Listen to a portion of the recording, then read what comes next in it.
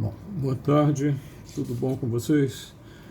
Vamos continuar então a nossa discussão hoje sobre a distribuição T de Student. Ela faz parte daquele conjunto do capítulo da teoria de probabilidade, onde a gente está vendo os comportamentos das variáveis, né, através dessas distribuições. Então, já vimos a distribuição normal, a aula passada, e agora nós vamos trabalhar com a distribuição T de Student. Okay? Bom, essa distribuição, ela na verdade faz parte, quer dizer, na verdade, as distribuições T de Student, né, são uma família de distribuições de probabilidades simétricas, né, tal qual a normal, elas são simétricas também, com uma função de densidade na forma de sino, da mesma parecida com a ideia da normal, né? Muito semelhantes, então, a essa distribuição normal, porém com as caudas mais pesadas. O que quer dizer isso? Essas caudas, aquelas do lado direito e lado esquerdo da distribuição, né,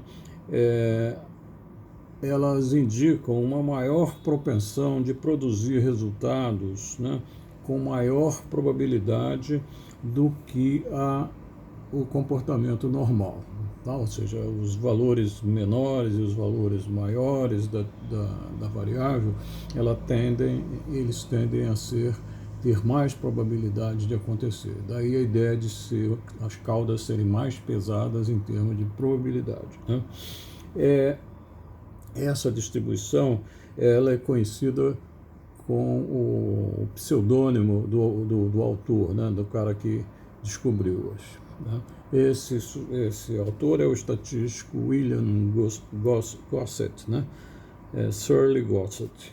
Ele nasceu no século XIX, né, em 1876, e morreu aí na primeira metade do século XX, 1937.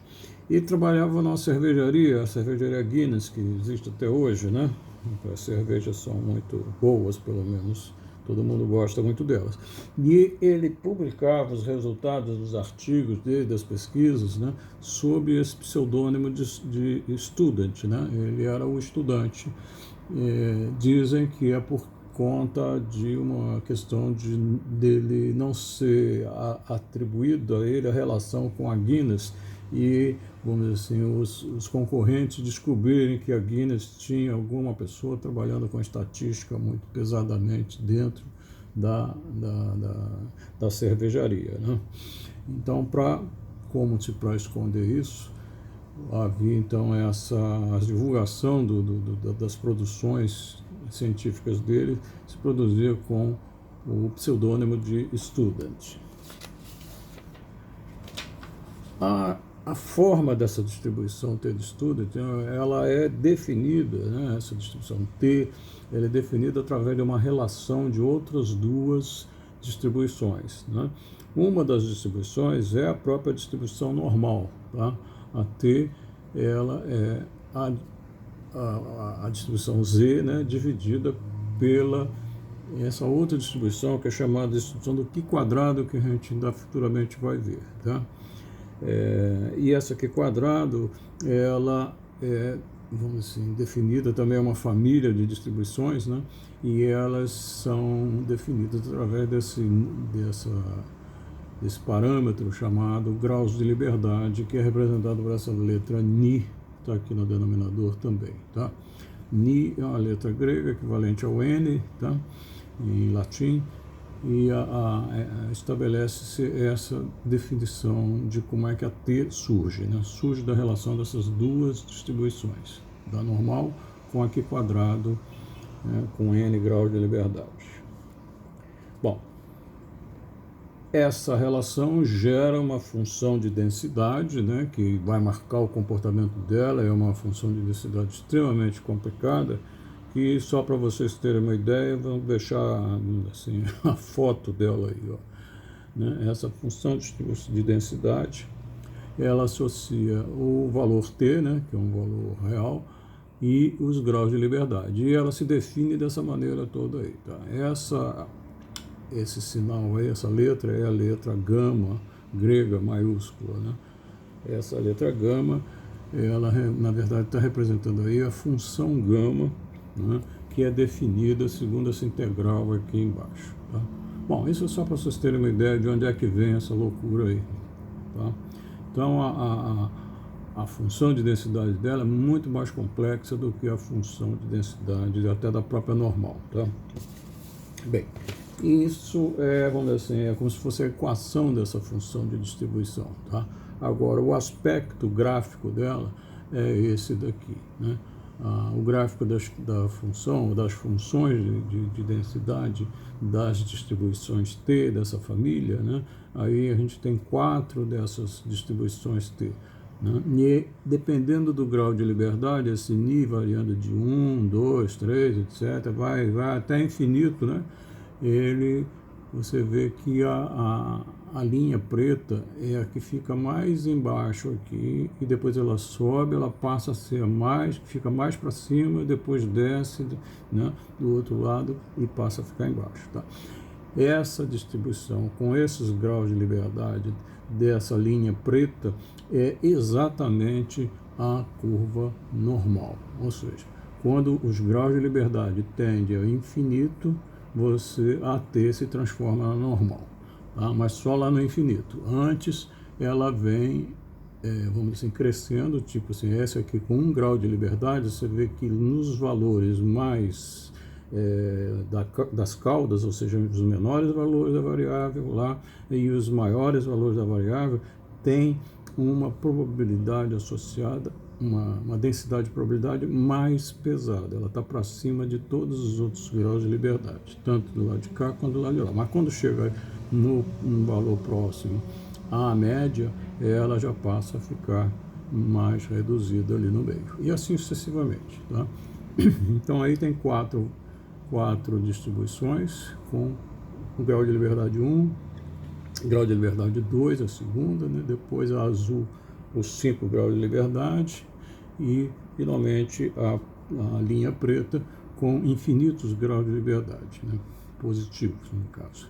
E aí, quando ela chega nesse estado, ela é exatamente a distribuição normal. Tá? Bom, o parâmetro lambda, o parâmetro Ni, né, chamado de grau de liberdade, ele define a função de distribuição, né? Ou seja, quando o n então tende ao infinito, a T do estudante é a distribuição normal. Tá? E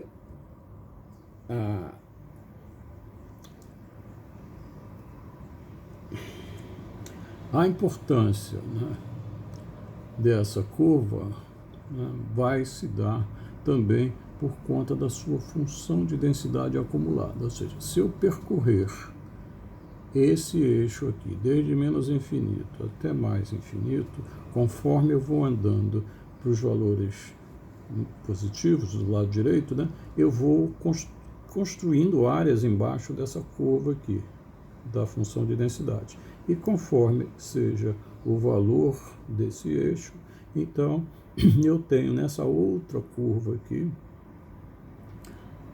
as probabilidades desde o infinito até o valor específico. Tá? Por isso, então, que essa curva vai crescendo, e quando chegar lá no mais infinito, ela está com basicamente toda a área ocupada. Então, aqui tende para 1, no caso. Tá? Bom, então, para cada uma dessas 4 T, né, dessas 4 distribuições T dessa família, a gente tem aqui a correspondente na parte de baixo, a correspondente função de densidade acumulada. Ok? Bom, a importância da distribuição T de Stuart, ela vai recair, né, na análise das pequenas amostras, né, análise dos dados das pequenas amostras, né, com vistas a que a gente estime a média populacional, né, de alguma população cuja variável se comporte de uma forma normal. Tá? Então, diferente das grandes amostras, né, as pequenas amostras, né, tendem a apresentar maiores densidades, né, nesses valores maiores da variável e nos valores menores da variável, né? E elas têm produzir uma densidade maior do que a densidade que a normal produz nos seus menores valores, nos maiores valores, tá? Bom, e isso se refere, né, a dizer que, tecnicamente, essa característica da distribuição T é referida ao fato delas terem essas caudas que a gente chama mais pesadas, né, do que a distribuição padrão. Bom, então, com isso daí a gente vê mais ou menos a relação, então, das funções de densidade da T, das T's, né, e as funções de distribuição acumulada dessas T's. Tá bom? Então, agora, o cálculo das probabilidades aí dentro é um outro inferno, né? Por conta, vocês já viram lá o jeito da distribuição, da função de distribuição, com aquelas funções gama emitidas lá por dentro, etc. Então, da mesma forma que a normal, a distribuição T também é tabelada, porque é para a gente ter um acesso mais rápido aos resultados dessas probabilidades. Então, nesse próximo slide, a gente mostra uma distribuição T, né, e como a gente encontra as probabilidades, né? As probabilidades nessa tabela, elas estão vinculadas a essa área escura aqui, ou seja, esses números todos estão aqui dentro, corresponde à área dessa parte escura aqui. Então, dada uma configuração da distribuição T, ou seja, dada uma distribuição T, você então tem essa área como sendo a área da cauda à direita, tá? Essa cauda à direita, ela então vai te dar a probabilidade do valor da variável T, no caso, ser maior ou igual a esse valor de referência aqui, ok? Bom, então a probabilidade da variável T ser maior ou igual a esse valor real desse eixo é a área achureada. E como é que a gente acha isso aqui dentro desses números todos, tá? Essa distribuição T, diferente da normal, ela depende dos graus de liberdade, tá? Então, os graus de liberdade são esses que estão aqui na primeira coluna. Vai desde 1, vai subindo, passa pelo 30 e tal, aí depois começa depois 50, 60, 100 e tal, porque ela vai, vamos dizer assim, ela vai se quase chegando à normalidade. Até que no mais infinito, você vai ver que os valores dela são exatamente os valores da normal, tá? Então, a gente define a gente procura aqui a respectiva distribuição T pelos graus de liberdade que ela produz, tá? Eu vou mandar essa tabela, vocês vão receber ela inteirinha, né, para que vocês possam trabalhar com ela, né, entender como é que ela funciona, bom? Agora, o que vocês veem é o seguinte, aqui na primeira linha dessa tabela está escrito assim, área na cauda superior, ou seja, a área nessa parte escura aqui marcada na figura, tá? E a linha de baixo apresenta diversos valores. Esses diversos valores são as áreas dessa parte escura aqui. Então, vai desde a 0,25, tá? Ou seja, a probabilidade de ser maior do que esse valor aqui vai ser 0,25, depois tem o 0,10, depois tem o 0,05 e por aí vai. E depois tem o 0,025, tá? Como se fosse 2,5% dessa área toda aqui seria a área escura. Aí segue passando para 0,001, não, 0,01, 0,005, 0,025, 0,01, um milésimo, né? Depois 5 décimos de milésimos a última, tá? Ok? E essa área, essa coluna que está mais ressaltada aí, mais marcada de uma cor mais cinza, né? Ela é, vamos dizer assim, a principal, quer dizer, principalmente se usa essa essa referência aí de 0,025 aqui, tá? De probabilidade. Da mesma forma que a normal a gente tinha aquele 0,25 de um lado, né? 0,025 de um lado e 0,025 do outro lado, né? No lado simétrico do outro lado, juntando os duas dá aquele 0,05, né? Que é uma referência bastante importante na hora das decisões estatísticas, né? Envolvendo as inferências que a gente faz com essas curvas todas, ok? Eu queria deixar essa visualização, né? Vou interromper essa parte do vídeo e agora a gente volta com um exemplo, né? Para que a gente possa ver como a gente pode usar esse conceito de distribuição T, né?